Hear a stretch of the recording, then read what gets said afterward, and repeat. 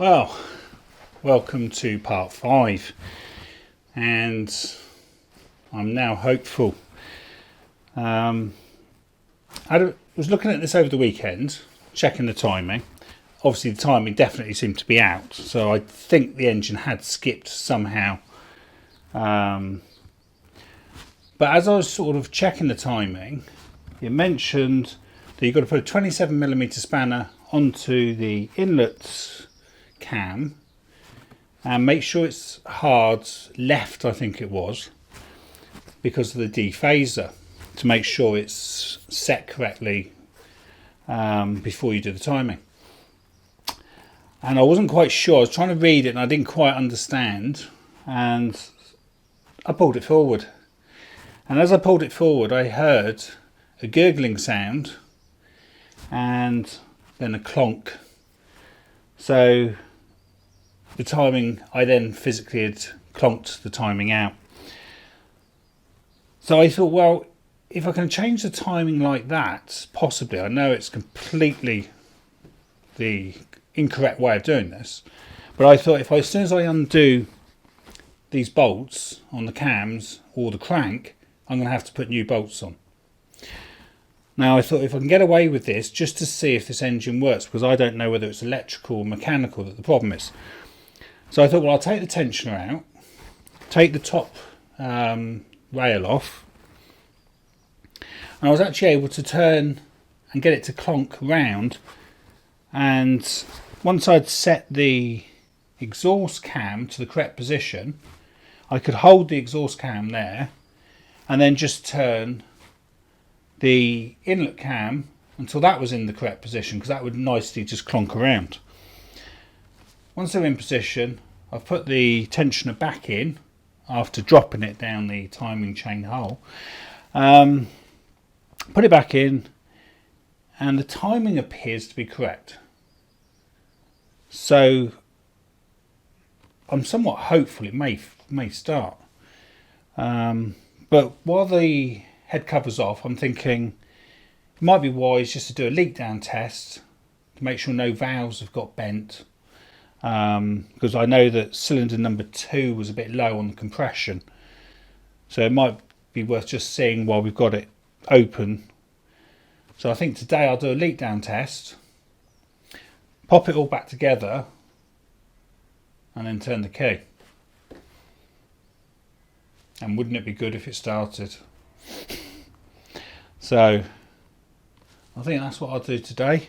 I'll crack on and do a leak down test. So, thank you for watching. So, a quick overview of how I adjusted the timing with just a 27mm socket and spanner. So basically what I did was to put the timing setting tool into position just loosely to see what the angles were. And there I can see the intake is slightly off. Now I was concerned it might be one tooth out on the chain, so I was just confirming whether it was a tooth out or not. But this is the procedure that I use to change the timing. So basically I removed the tensioner and then threw it down into the engine like so.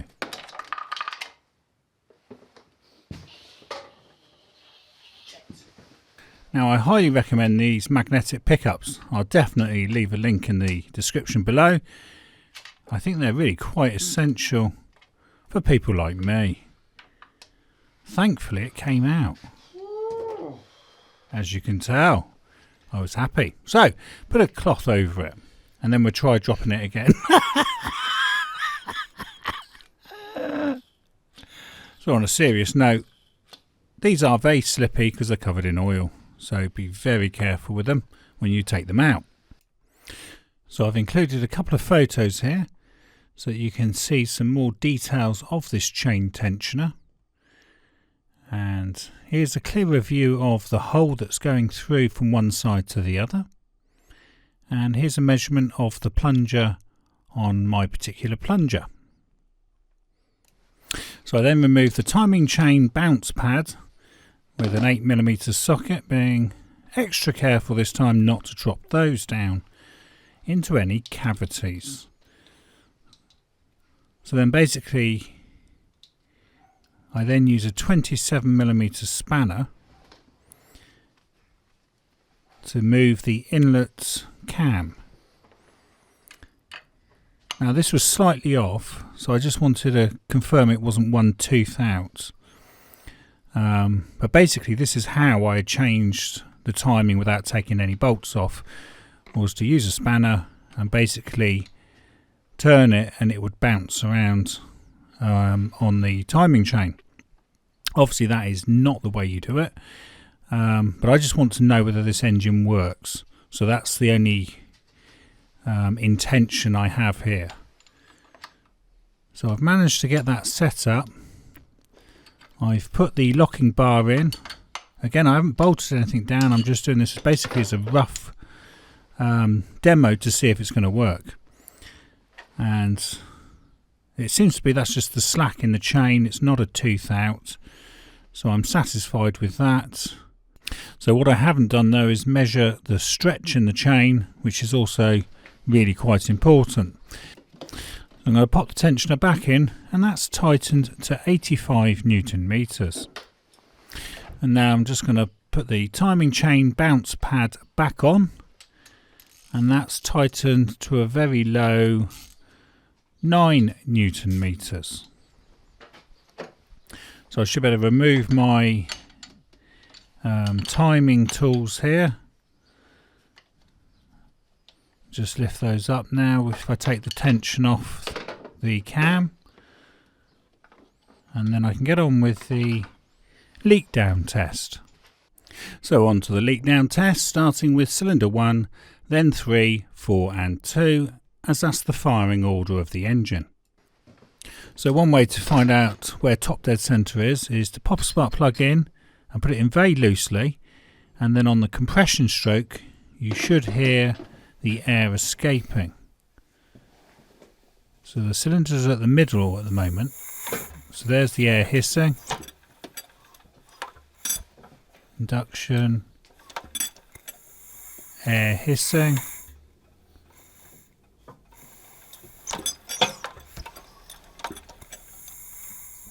So if we go to the top on the stroke where we're hearing the hissing, then the piston should be at top dead centre.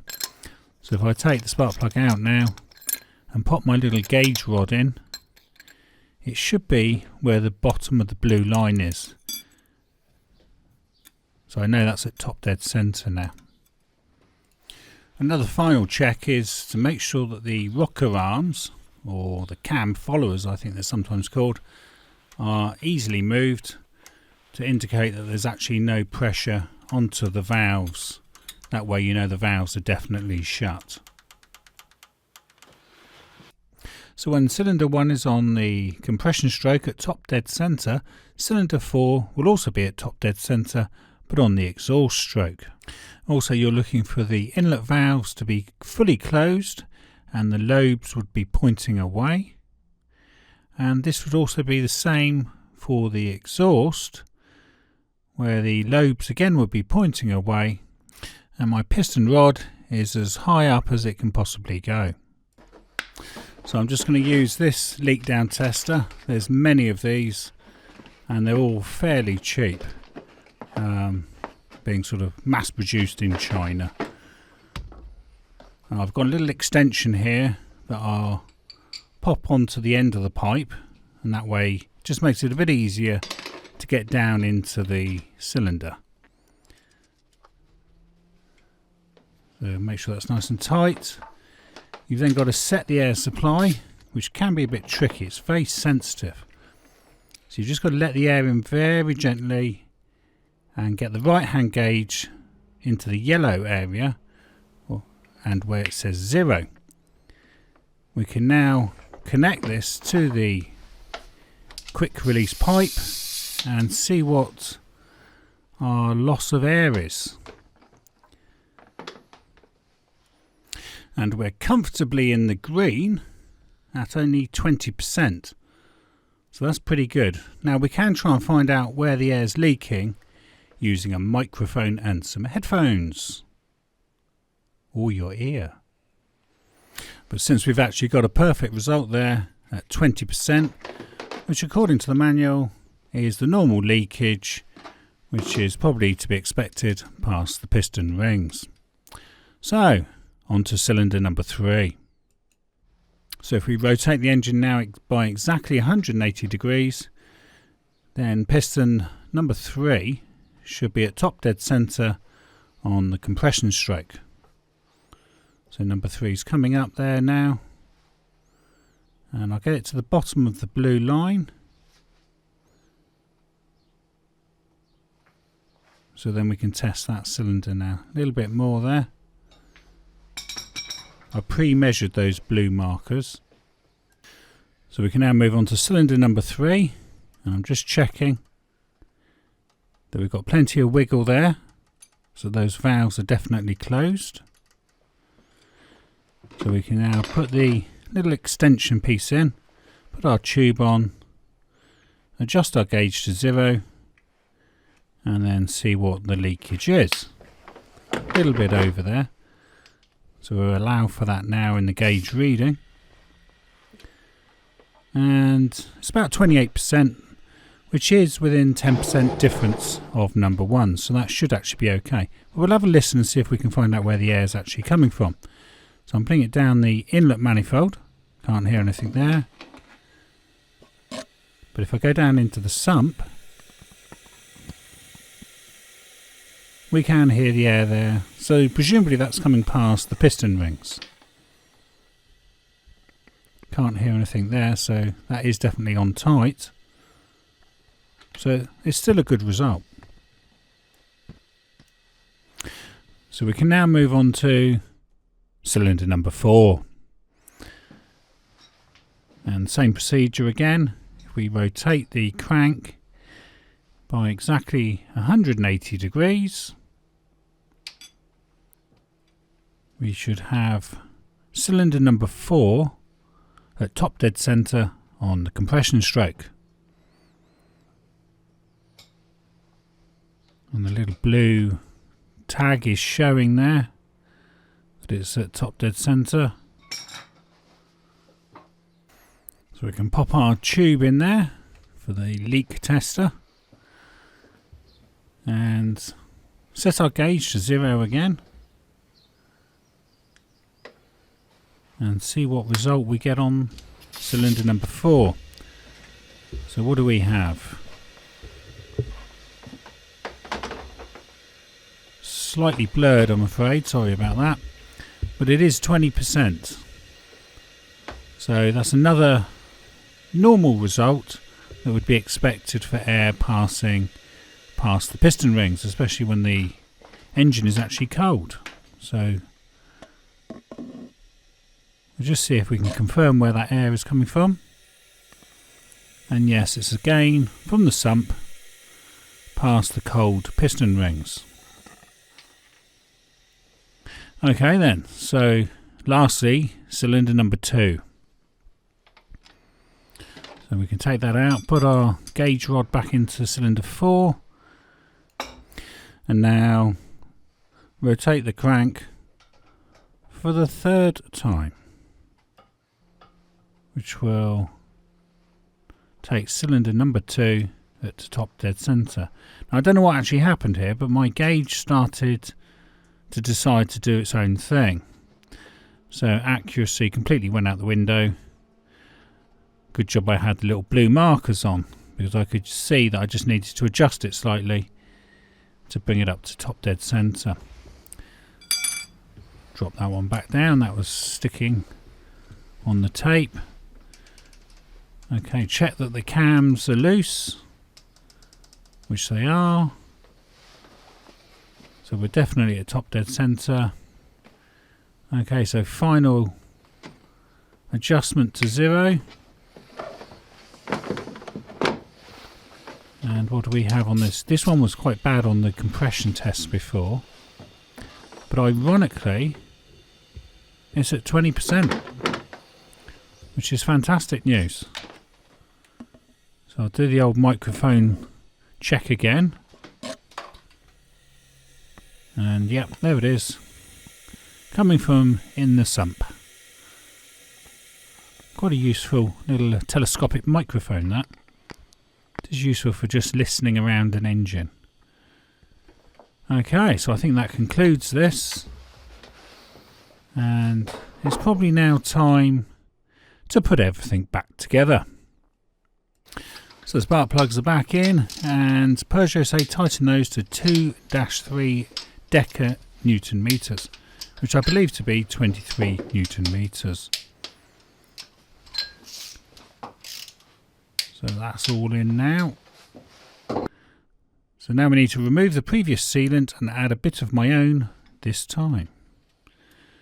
So there's two here. There's a black and a blue one. Now you would normally replace the gasket seal rather than faff around doing this, but like I say, I still don't know whether this engine's actually going to run. So because of that, I'm just going to remove this gasket material and join the club and put my own gasket material on. So it's going to have black, blue, and the new one will be grey. So here we are. This is 3-bond 1184 grey sealant, and I just so happen to have some of this from when I did the Honda CR-V head gasket in a previous video. So rather than waste it, we might as well use it. I think it is quite expensive. I think it's something like £20 a tube. So it does seem to be a little bit stringy at the moment. It's probably starting to go off. But it should do the job, as long as it keeps the oil in there. So we can pop that head cover back on now. I'll let it dry for a little bit. It says about a minute, so you're supposed to let it dry for, I think. But it is good stuff. Certainly worked well on the Honda. And Honda probably know what they're talking about. That was the K series engine. Very nicely made engine, that. Okay, so all these bolts go back in, and they're tightened with a 10mm socket, like so. And they are tightened to 0.9 decanewton meters, which again I'm presuming to be about 9 Newton meters, or just hand tight gently. So I'm just going to put a bit of silicone grease on the rubber seal there on the cam sensor. Did need to wipe a little bit of that off as well, put a bit too much on. And then that one's tightened. I'm not sure on the torque for that, but gentle, I'd say. Pop the connector back in there, and then we need to pop the tube back on for the PCV, or positive crankcase ventilation. So I'm just putting all the cables there back into place for the coil packs, and I'm just going to clean that little connector there just to make sure it's got a good earth connection. And then that's tightened up with 8mm socket. Okay then. And back in with the coil packs. So we're getting close to finishing this now. So we'll put the odd coil pack back in where it was, which was number 1 for some reason. Number 2. Number 3. And number 4. This is all quite exciting. And then we just need to put that little wiring cover on. And the wire isn't sticking out this time. It's nicely tucked away. So it should be protected from the weather. So on with the lifting eye. This was actually quite tricky to locate, and that's held on with a 6mm hex, and I'm not actually too sure on the torque setting for that. But I did find that using one of these adapters for a spanner for a flexible head spanner made life a little bit easier, because the spanner would get in there quite nicely. So then we can just pop our fuel pipes back onto the bracket, like so. And then bring the pipe forward that leads to the throttle body. I obviously had to undo that underneath, so I've got to retighten that still. So now to the ducting to the intercooler and from the intercooler. So that just pushes in there. It is actually held on with a bolt at the front, but that bolt's actually missing from when it was previously tinkered with. So there should be a bolt at the front, 10mm by the look of it. But anyway, so that we've got one bolt there, which is 10mm again, and then 8mm to tighten up the Jubilee clip. Pop our electrical connector on, and then the front Jubilee clip again is 8mm. And then we can put the next part, which goes from the turbo to the intercooler. And again, that's held in place by two 10mm bolts. We'll pop those in.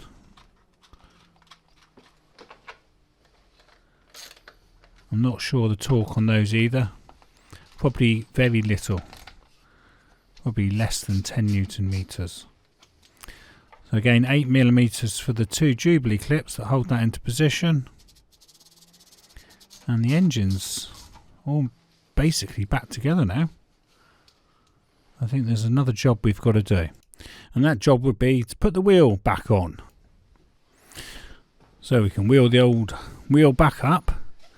I've yet to put the splash guard back in, but obviously since I don't know if the engine's actually going to work, again I'm just putting this on temporarily.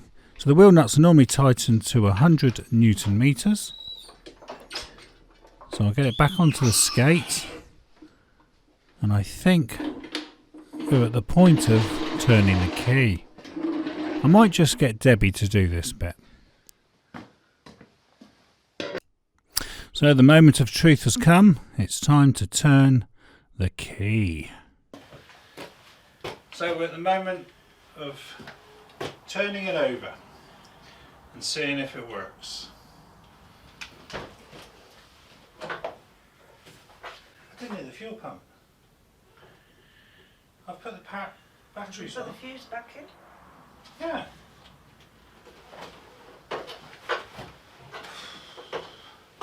Is anything on the dash?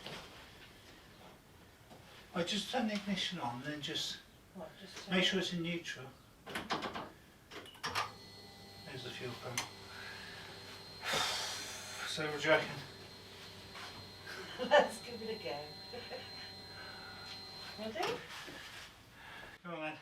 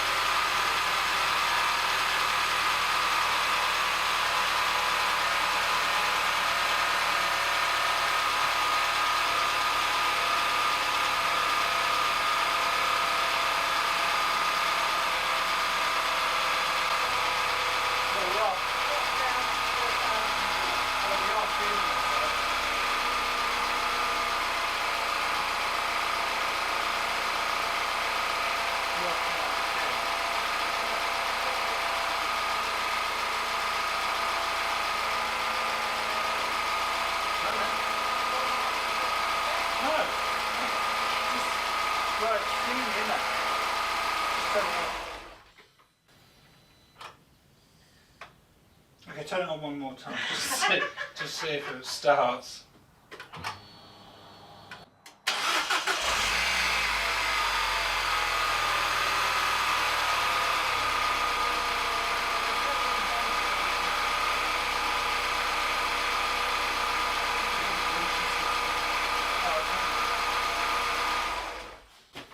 So what's the timing? Yeah.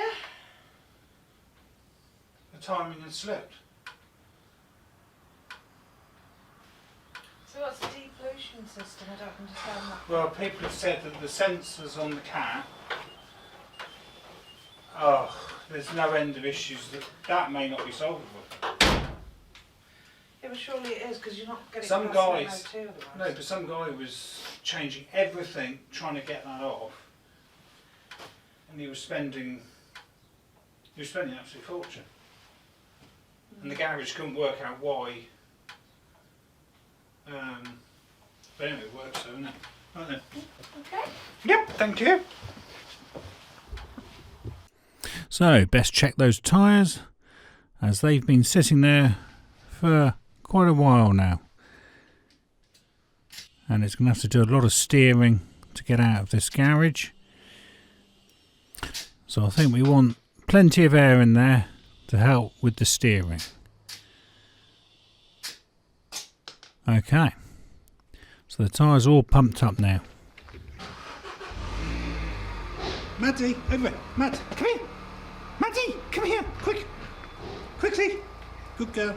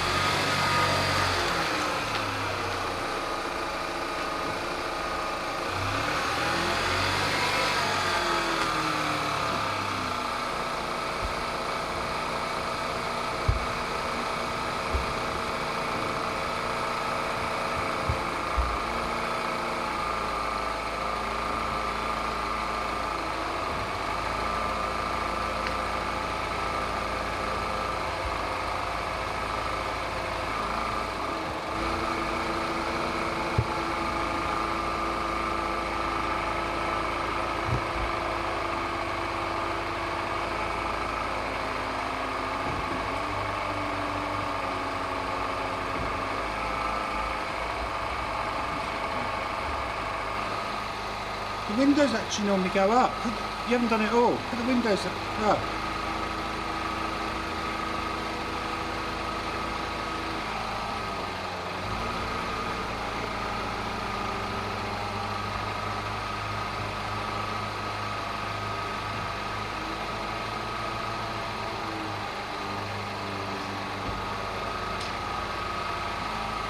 Happy birthday, love. It's yours. It's yours. I'll hold you to that. You put it on camera now. You just got to get it MOT'd. It's my birthday next month. So.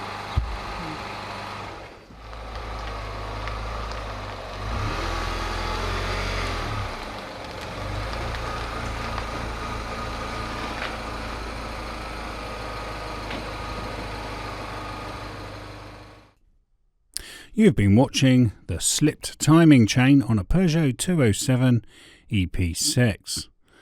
And thank you for watching, and hope this video helps you if the timing chain slips on your Peugeot EP6. This video was filmed and edited by me, Mark Savage, in April 2021, and I'm also available on Instagram and Facebook as Coats and Gators.